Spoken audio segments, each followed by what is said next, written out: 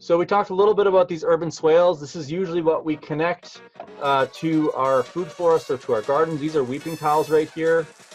This weeping tile's got a funny story. It's actually coming from my neighbor's roof. I love harvesting water so much, and I knew that my neighbor was a Budweiser and hockey fan. So one night when he was watching hockey, I brought over a case of Budweiser and said, "Hey, Gord, do you mind if I connect your downspout into my food forest for a case of Budweiser?" And he said, "Done, totally."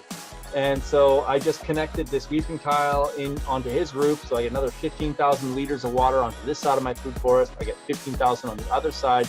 You can see it from, there's a documentary that we did, a 3-part series on our urban permaculture homestead. And we've got a bunch of details on how that all works. So this moves into the pipe and then infiltrates into the ground. Those are the mulch pathways. There's Michelle and the kids. We have another mulch pathway in our backyard, same sort of system. When this system overflows, it overflows down into the bottom system right there. And so typically this would be the overflow from a roof or from a rain tank going down in here. So no drop of water ever leaves the property. It goes into these mulched pathways, which, by the way, are really comfortable for walking on. We love them. They're amazing. I just specified one for another client in Ontario just yesterday, actually.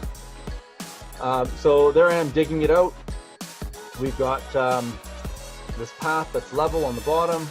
It creates these raised beds in the middle. These raised beds, it's really important to remember to make your raised beds double arm reach. And so what that means is that the bed should always be just big enough for the person with the smallest arm.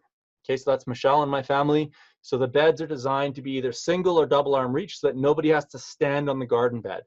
Then we lay the weeping tile into the trench, we fill it back up with mulch, and then we plant out the garden bed. And it's honestly been one of the best gardens that we've ever operated. I mean, it's right outside our backyard, so we put a lot of love and attention into it, but this facilitates very easy irrigation. It's all passive. When the rain comes, the garden gets whatever rain falls on it, plus it gets whatever surplus water we're not harvesting in rain tanks and collects into the ground.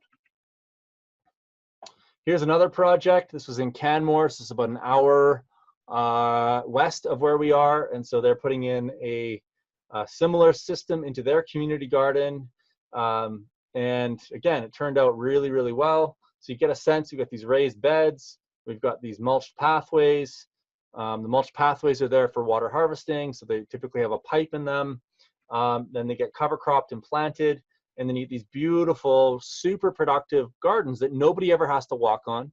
They have deep mulch, they're not rototilled, and they have subsurface irrigation. And you can always do overhead irrigation too if you need to add a little bit of extra water anywhere into the future.